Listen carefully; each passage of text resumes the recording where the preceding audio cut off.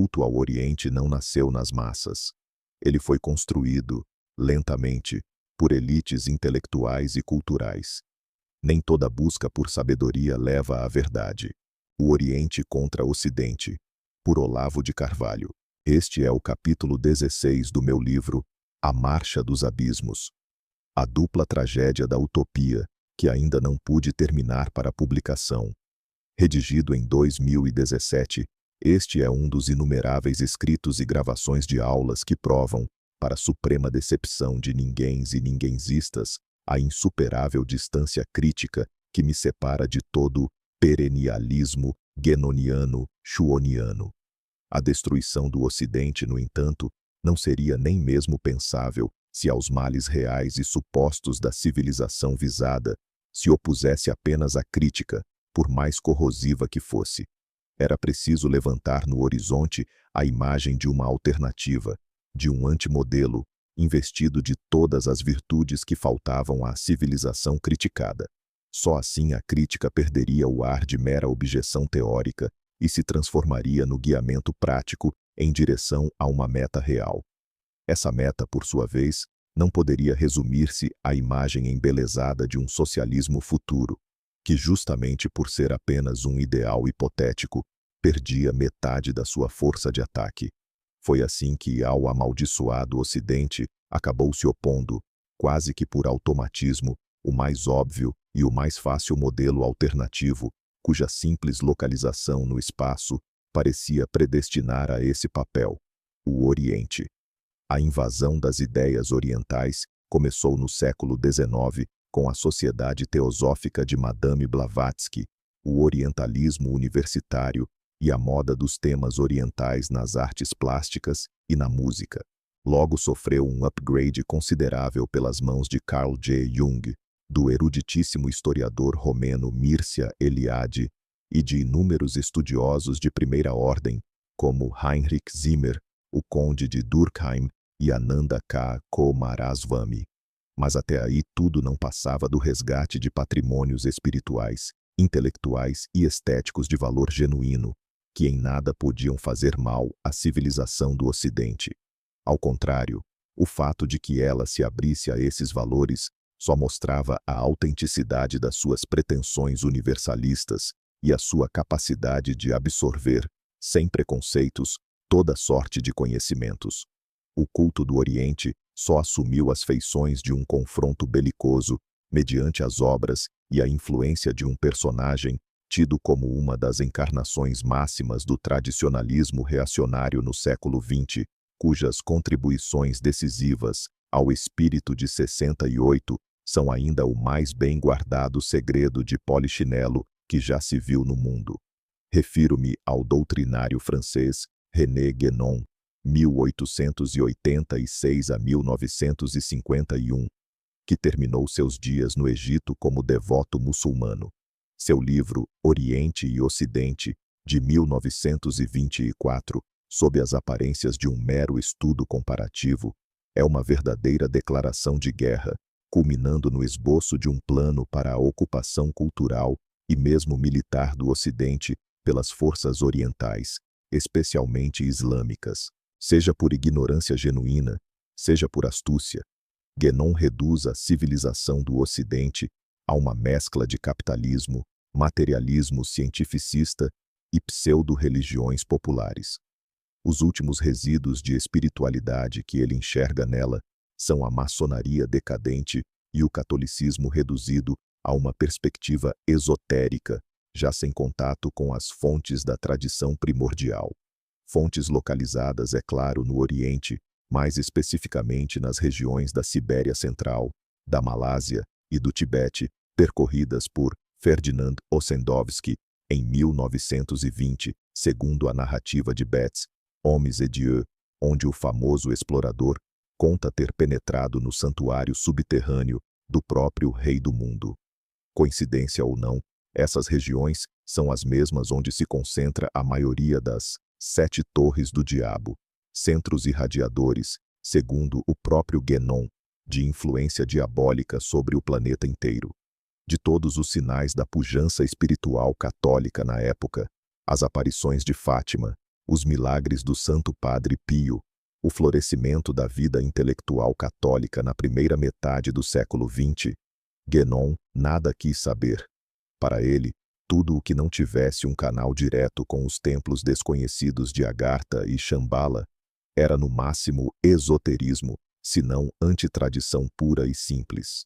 Dessa imagem unilateral de um Ocidente espiritualmente devastado, Guénon só via 3 saídas possíveis: a queda definitiva na barbárie, a restauração da Igreja Católica sob a orientação secreta de mestres espirituais islâmicos e a ocupação do Ocidente pelo Islã, seja por invasão cultural, seja manu militare.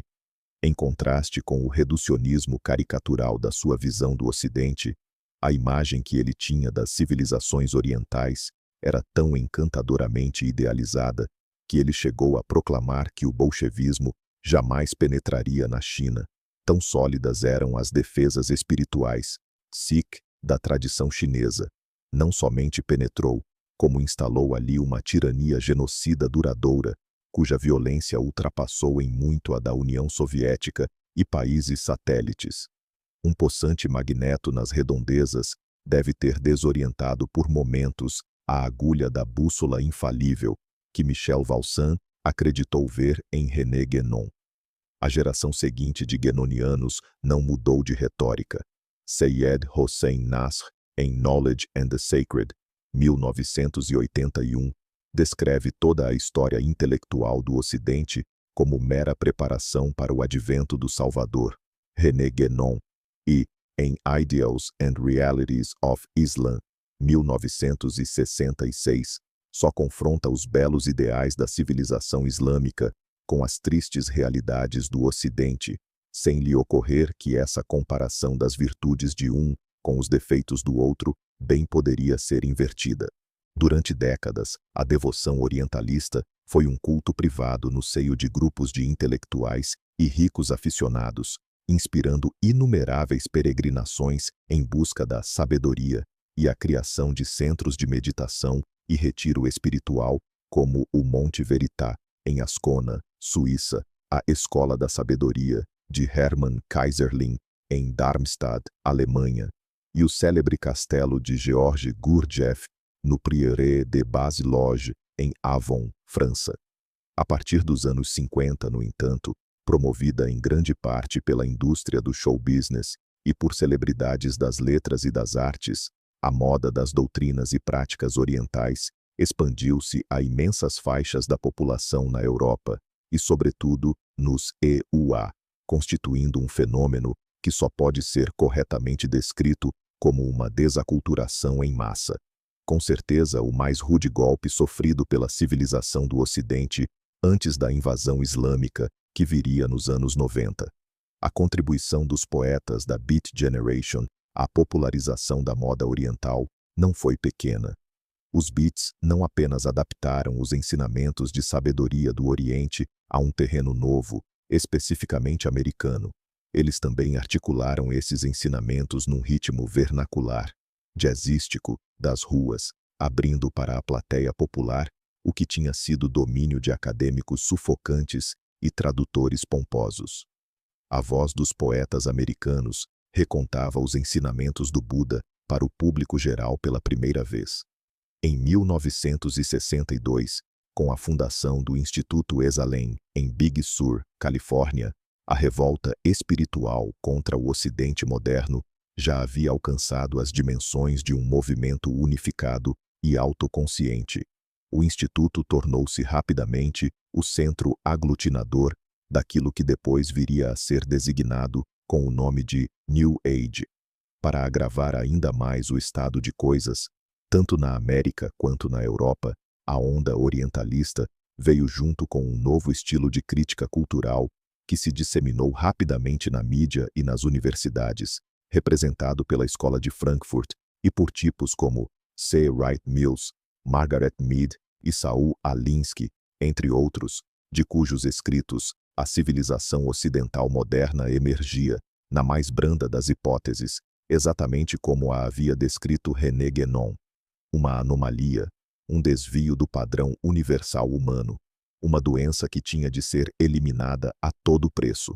Embora atuando em campos aparentemente distintos, culturalmente New Age e New Left concorriam para o mesmo fim. Na verdade, sem o aporte concomitante da New Age, a nova esquerda teria ficado limitada ao campo superficial da política stricto sensu, sem apoio na tremenda revolução dos costumes, dos sentimentos e dos estilos de vida que marcou os anos 60 a 70. Aqui o guénoniano ou schuoniano de estrita observância pode alegar que seus mestres, bem como todas as organizações esotéricas, autenticamente tradicionais, abominam a New Age, e por isso não podem ter nada a ver com o orientalismo vulgar de Esalen e dos Beats, ou com nenhuma outra forma de pseudo-iniciação ou contra-iniciação. Mas esse argumento é inócuo, pois, como observou um dos mais eminentes discípulos e intérpretes de René Guénon, hostis por princípio a um mundo regido por aquela lei de Newton metafísica que tem por nome degenerescência cíclica, organizações iniciáticas e sociedades secretas não podem desempenhar senão um papel duplo, aparentemente contraditório, mas, in re, complementar, restaurar para cada indivíduo qualificado o nível de consciência original, designado como estado primordial ou adâmico, e de modo menos confessável, acelerar em modo subversivo o processo de decadência coletiva que, só ele, permitirá o advento de um novo ciclo. Mais explícita confissão da parceria discreta da iniciação com a pseudo-iniciação e a contra-iniciação não se poderia exigir. Durante décadas, a devoção orientalista foi um culto privado no seio de grupos de intelectuais e ricos aficionados, inspirando inumeráveis peregrinações em busca da sabedoria e a criação de centros de meditação e retiro espiritual, como o Monte Verità, em Ascona, Suíça, a Escola da Sabedoria, de Hermann Kaiserling, em Darmstadt, Alemanha, e o célebre castelo de Georges Gurdjieff, no Prieuré de Bas-Loges, em Avon, França. A partir dos anos 50, no entanto, promovida em grande parte pela indústria do show business e por celebridades das letras e das artes, a moda das doutrinas e práticas orientais expandiu-se a imensas faixas da população na Europa e, sobretudo, nos EUA, constituindo um fenômeno que só pode ser corretamente descrito como uma desaculturação em massa. Com certeza, o mais rude golpe sofrido pela civilização do Ocidente antes da invasão islâmica, que viria nos anos 90. A contribuição dos poetas da Beat Generation à popularização da moda oriental não foi pequena. Os Beats não apenas adaptaram os ensinamentos de sabedoria do Oriente a um terreno novo, especificamente americano.